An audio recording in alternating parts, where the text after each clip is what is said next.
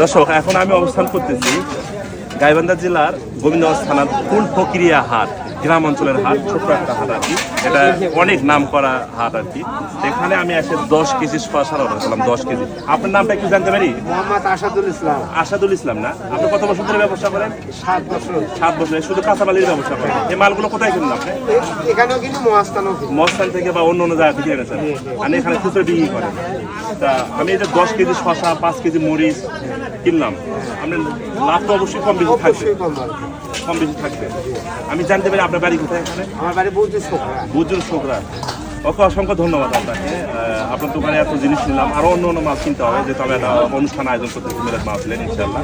তা দর্শক, দেখেন কত সুন্দর পরিবেশ। একটু পুকুরটাও দেখাতে, এই পুকুরটা বিশাল, এটা ইতিহাসের একটা পুকুর।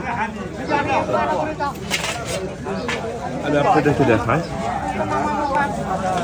এই পুকুরটা হলো যে বিশাল একটা পুকুর। এটা মানে কোন আমলের পুকুর এটা কেউ বলতে পারে না। এই পুকুরের মালিক আছে, কিন্তু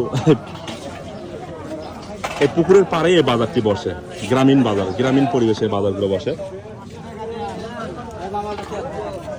এগুলো সব আমার, এগুলো সব আমার। এই যে এক শসা, এই যে শসা।